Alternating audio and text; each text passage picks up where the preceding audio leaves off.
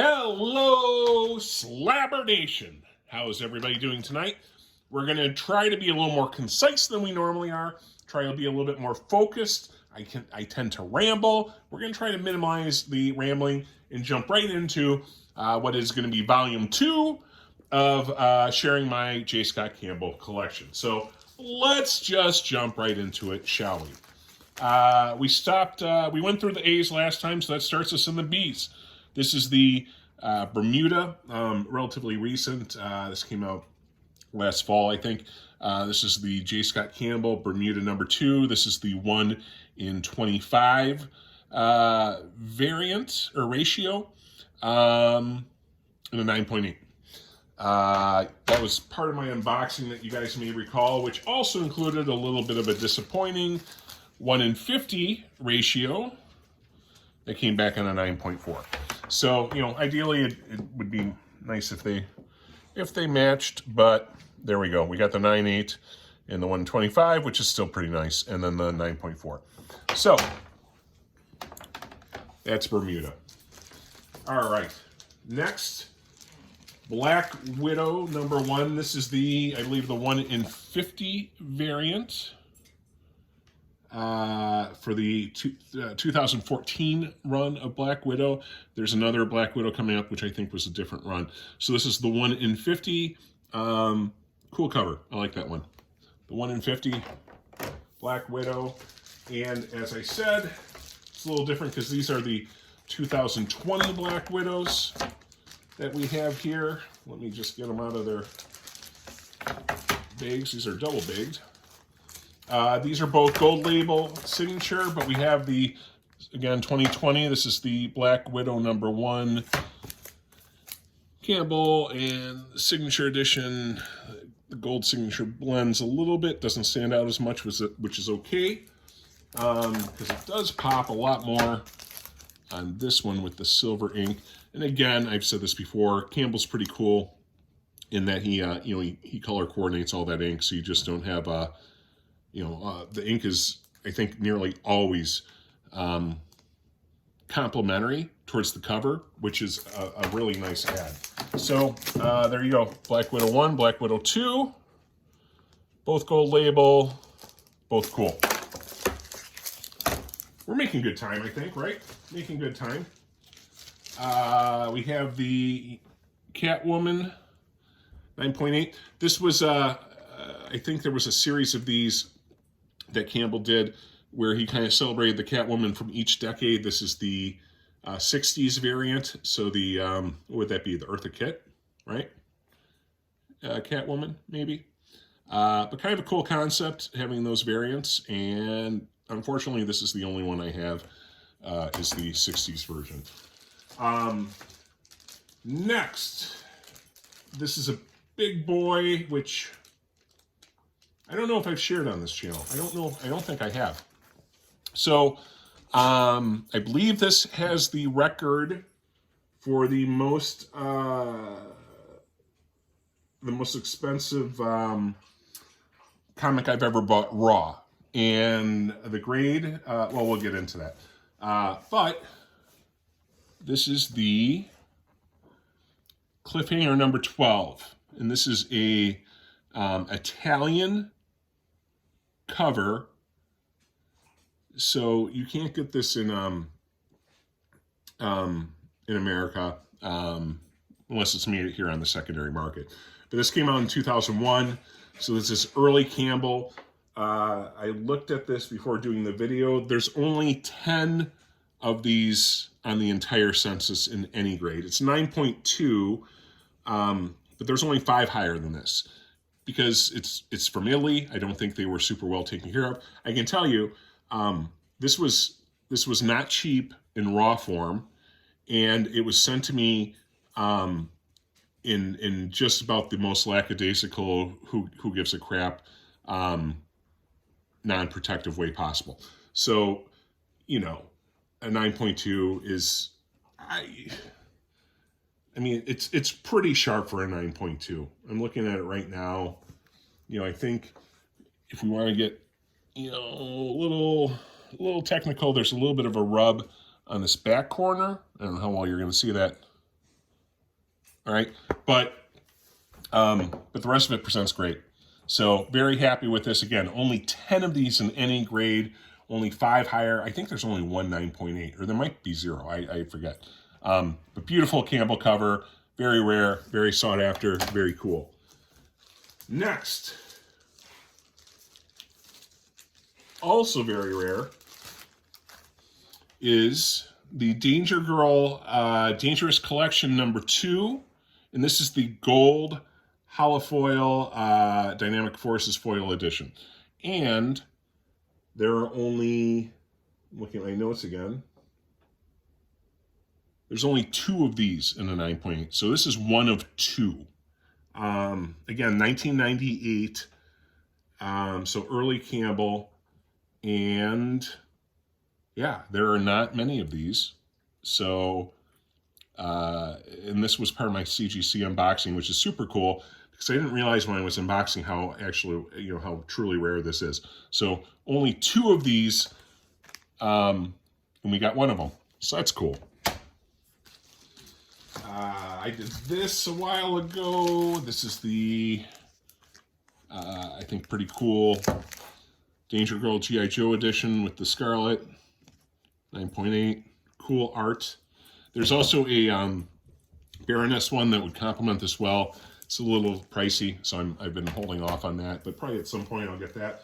This is one of my favorite Campbell covers. This is the Jetpack Comics, which I think is out of New Hampshire, if I'm right, New Hampshire, Vermont comic store.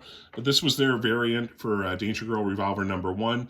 It's called the Bang Boat edition, and just beautiful art, very strong Campbell style, and one of my favorite covers. Very glad when I got this. This next one is Danger Girl Revolver number 2. This is part of a 3 series connection where you can see Abby Chase's legs down here, right? So that would connect, and yeah, I only have the 1, so that's kind of lame. I need the other 2 for that. So I think that's cool. Next, Dark Knight 3, Batman Robin cover. It's okay. It's okay. All right, moving on. Let's create some more space here. Demon Days, this is the second, I think this is the second printing. It is a sketch cover variant. This was a 1 in 25. And I got this in the 9.8. Pretty cool. When I got this, I haven't checked how rare this is, but when I got it, the idea was, as a second printing ratio, I thought this would be kind of a rare cover. I don't know if the time has proven that to be a correct theory or not. I'll have to look at that at some point. Next, we have the Domino number 1. This is the jscottcampbell.com edition B in a 9.8 Deadpool Domino cable. Cool cover, I think. There you go. And that goes well with the gold label. And this is also a Domino number 1. This is a different variant cover. Homaging that kind of classic Nick Fury. What was it? It says on the label, Agent of S.H.I.E.L.D. number 4. So it's an homage to Agent of S.H.I.E.L.D. number 4 cover. Pretty cool. And then you have, like I said before, Campbell chose the red ink to mesh with the red domino, and it looks sharp. It looks sharp. Love this cover. I think it's cool. We're getting there. We're going quick. We're going quick. We're going quick. Next is Fantastic Four number 1. The only thing I'll mention real quickly about this is, first of all, I think it's a cool cover. I'm going to point this out. But if you look with Invisible Woman here, you have her leg, but then you have transparency on the other one. It's see-through. I think that's cool. I think that's a smart artistic choice by J. Scott Campbell, and it's subtle but effective. The only thing I'll say about this is there's actually a I don't know the full story behind it, but there's I think it's Weapon H comic, which is the same cover, only it's not Virgin and it says like Weapon H on it or whatever. So, you know, I think the Virgin looks cooler. So there's that. And then to finish up, we're going to do, I think this is it, the quick Gen 13 run. Most of these you guys saw, so I'll go by quickly on this. This is variant cover H, the Janet Jackson Rolling Stone homage, or whatever you want to call it, 9.8. And that's a cool one. That's a cool one. I like that. We have the, this is not a Campbell cover, but he did the interior art, Gen 13, the heavy metal homage, right? Then we have the Gen 13. This was a whole set they did with a bunch of homages. So it's all, these are all Gen 13 number ones, but this is obviously the Mcfarland Spider-Man. God, that glare is terrible. I'm sorry, guys. Need to figure that out. And that was a 9.4 because those did not come back as strongly as I had hoped. This is taped up. Sorry, this is going to look a lot worse than it is just because of the cover, which is unfortunate because it's a sharp cover. But it's bagged and it's taped, and I don't want to spend 2 minutes trying to get it unbagged. So it's Gen 13. This is number 5 in the 9.8. That's cool. Then this is one of the, I think, more famous Gen 13s, the number 12 cover in the 9.8. There you go. That's a cool one. He's self homaged this in other comics, so you've probably seen something like this or similar before. So that brings us to our last one, and let me look at my notes so I can do it proper service. So this is a green label. I talked about this, I think, in my unboxing. It's unfortunate it got the green label because this is the only way it came, and this is the Wizard Authentic Edition, which was limited and autographed by Campbell. This is early Campbell, so it's, you know, it's a little bit sloppier, or not sloppier, but you can tell his signature's changed, and also it's not color matching. But here's the thing with the green label: this is the only way this came, was with the autograph. So kind of disappointing, I guess. However, there's only been, I'm double checking on this on my notes, it's a 9.0, but there's only 2 of these that have ever been graded at all. This being one of them.